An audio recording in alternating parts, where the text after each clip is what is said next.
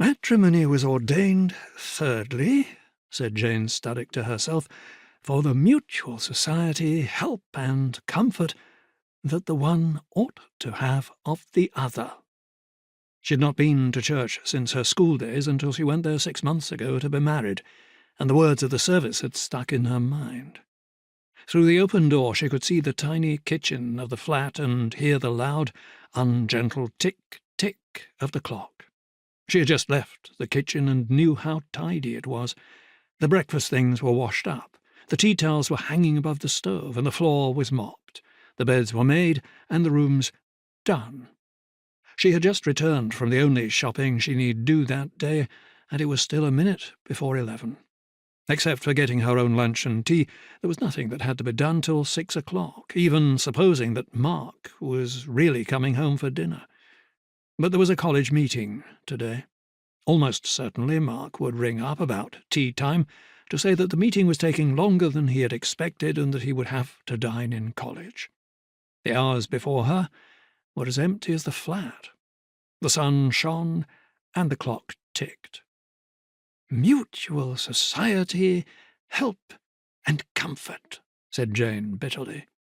In reality, marriage had proved to be the door out of a world of work and comradeship and laughter and innumerable things to do into something like solitary confinement.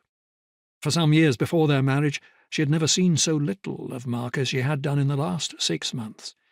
Even when he was at home, he hardly ever talked. He was always either sleepy or intellectually preoccupied.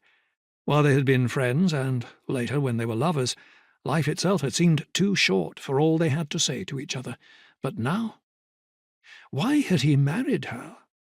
Was he still in love? If so, being in love must mean totally different things to men and women. Was it the crude truth that all the endless talks which had seemed to her before they were married, the very medium of love itself, had never been to him more than a preliminary? "Here I am, starting to waste another morning. Mooning," said Jane to herself sharply. "I must do some work." By work she meant her doctorate thesis on Donne. She had always intended to continue her own career as a scholar after she was married. That was one of the reasons why they were to have no children, at any rate for a long time yet.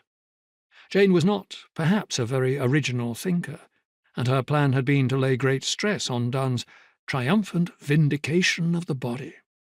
She still believed that if she got out all her notebooks and editions and really sat down to the job, she could force herself back into her lost enthusiasm for the subject. But before she did so, perhaps in order to put off the moment of beginning, she turned over a newspaper which was lying on the table and glanced at a picture on the back page.